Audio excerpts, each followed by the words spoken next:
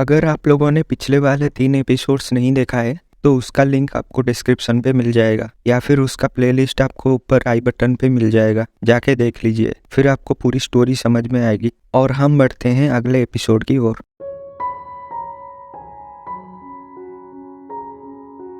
यहाँ पे एपिसोड 4 की स्टार्टिंग एपिसोड 3 की एंडिंग से होती है, जहाँ पे एनिमल आर्मी मिलिट्री के गार्ड्स को मार के गस को बचा लेते हैं। पर फिर वो लोग टॉमी को मारने की सोचते हैं तो गस उन्हें रोकता है। ये देख के उनके लीडर टॉमी और गस दोनों को साथ ले जाने का ऑर्डर देती है। अब यहाँ पे स्क्रीन चेंज होती है और हम एमी को देखते हैं, जिसके साथ एक हाइब्रिड बच्ची होती है जो कि देखने में आधा पिग लग रही थी। उसका नाम वेंडी था।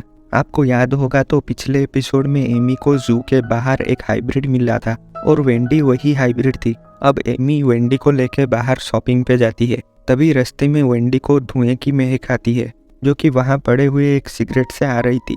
उसे देख के एमी घबरा जाती है और वेंडी को लेके दीवार के पास छिप जाती है। अब वहाँ एक मिलिट्री का बंदा चेक करने आता है और तभी उसे उसके बेस से कॉल आ जाता है तो वो वहाँ से चला जाता है।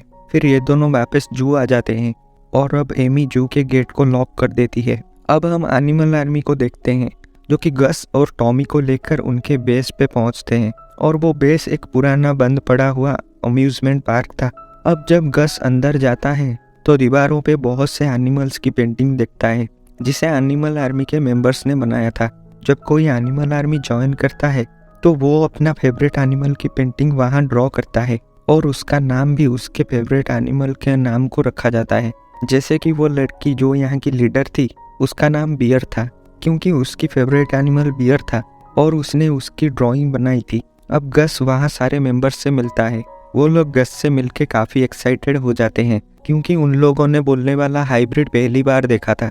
तभी गस का ध्यान कंप्यूटर पे जाता है तो बियर उससे कंप्यूटर में दिखाती है कि कैसे इंसान मतलबी बन के पूरे अर्थ को बर्बाद कर दिया था, जिस वजह से पूरी दुनिया में महामारी फैल गई और उसके बाद हाइब्रिड बच्चे पैदा हुए जिनके वजह से अर्थ की हालत फिर से सुधरने लगी।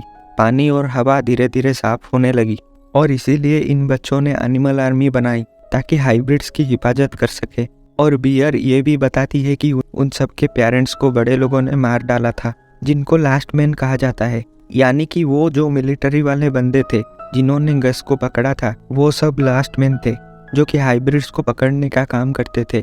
फिर गस वहाँ बहुत मजे करने लगता है। तभी एक लड़की जिसका नाम टाइगर था वो बियर से टॉमी को लेके बहस करने लगती है कि आखिर उसने टॉमी को जिंदा क्यों रखा है जबकि उसे अब तक मर जाना चाहिए था, क्योंकि उसके सीने में एक निशान था जो कि लास्ट मैन के शरीर पे बनाया जाता था। फिर गस बियर से कहता है कि कैसे वो टॉमी के साथ अपनी मॉम को ढूंढने कोलोराडो जाने के लिए निकला था। फिर बियर एक लड़की को गस की मॉम की तस्वीर देके उनके बारे में पता लगाने को कहती है। फिर वो गस से कहती है कि तुम टॉमी से दूर रहना क्योंकि वो भी उन बुरे लोगों में से है जिन्होंने उसके पेरेंट्स को मार दिया, वो भी एक लास्ट मैन ही है। फिर हम आदित्य और रानी को देखते हैं जो कि उस पार्टी के बाद से घबराए हुए थे। अब इनके बातों से पता चलता है कि डॉक्टर ग्लाडिस के उस फाइल के मुताबिक आदित्य को एंटीडोट बनाने के लिए एक जिंदा हाइब्रिड की जरूरत पड़ेगी। फिर आदित्य कहीं जाने के लिए निकलता है। तभी वहाँ नैन्सी आ जाती है। नैन्सी उस कॉलोनी की इंचार्ज थी जहाँ पे आदित्य और रानी रहते थे और नैन्सी की नज़र उस पर्पल फूल पे पड़ती है जो कि आदित्य के घर के सामने खिला था, जिसपे आदित्य सैनिटाइजर स्प्रे करता है ताकि वो मुरझा जाए। तो नैन्सी आदित्य के ऊपर शक करने लगती है क्योंकि वो फूल सिर्फ वहीं पे खिलते थे जहाँ पे महामारी होती थी और हमें तो पता है कि रानी महामारी का शिकार थी, पर आदित्य जैसे तैसे मैनेज कर लेता है। अब आदित्य लैब में जाता है और लॉकर से वो फाइल निकाल के देखता है जिसमें लिखा था कि एक लिविंग हाइब्रिड के पानियल ग्लैंड से ली गई खास सिक्रेशन और उसके बोन मैरो स्टेम सेल्स को मिला के एक सीक्रेट सॉस बनता है जिसे वायरस की ट्रीटमेंट में इस्तेमाल किया जाता है। फिर आदित्य लॉकर से एक सूटकेस निकालता है जिसमें एक फ्लेयर गन और उसके कुछ आमो होते हैं। फिर वो जिस आमो पे सीक्रेट सॉस लिखा हुआ था उस आमो को लेता है और बाहर जाके उसे फायर कर देता है। शायद वो प्लेयर किसी को सीक्रेट सॉस के बारे में इन्फॉर्म करने को था। और फिर जब आदित्य घर आता है तो देखता है कि नैन्सी उसके घर पे थी और वो रानी से कुछ बात कर रही थी। वो वहाँ आदित्य को हर हफ्ते वायरस की स्क्रीनिंग करने को कहने के लिए आई थी पर आदित्य कोई बहाना बना के उसे मना कर देता है, क्योंकि अगर वहाँ वायरस की स्क्रीनिंग हुई तो रानी के इन्फेक्शन के बारे में सबको पता चल जाएगा। अब नैन्सी एक मीटिंग बुलाएगी बोल के वहाँ से जाने लगती है। फिर हम वेंडी को देखते हैं, जो कि रेडियो में किसी के मैसेज सुन रही थी। वो मदद के लिए बुला रहे थे, क्योंकि उनके पास कोई हाइब्रिड था जो कि बहुत बीमार था। फिर वेंडी माइक ऑन करने जाती है तो तभी एमी आके उस रेडियो को बंद कर देती है और वेंडी पे गुस्सा होती है, क्योंकि वो नहीं चाहती थी कि उस पे कोई मुसीबत आए। फिर हम देखते हैं वेंडी खाना खाने के बाद बचे हुए खाने को गार्डन में डाल देती है। अब रात के वक्त अचानक से सारे बेल्स आवाज करने लगते हैं, जिन्हें एमी ने सेफ्टी के लिए लगाए थे। फिर वो घबरा जाती है और गल्ले के नीचे चेक करने जाती है। फिर वो गार्डन में कुछ हलचल महसूस करती है तो उस तरफ गन को एम करती है, पर तभी वेंडी सामने खड़े होकर कहती है कि वो मेरा दोस्त है मॉम, उसका नाम बॉबी है। फिर वहाँ से एक हाइब्रिड निकलता है जो कि एक स्क्विरल की तरह दिख रहा था और वेंडी एमी को उसे वहाँ रखने के लिए कहती है। अब हम टॉमी को देखते हैं, जिसको एनिमल आर्मी वालों ने बांध के एक कमरे में रखा था। गस उससे मिलने जाता है। फिर बियर उसके सीने में वो निशान देखती है और उसे गस को सारी सच्चाई बताने को कहती है। तो टॉमी कबूल करता है कि वो कभी एक लास्ट मैन हुआ करता था, पर अब वो बदल चुका है।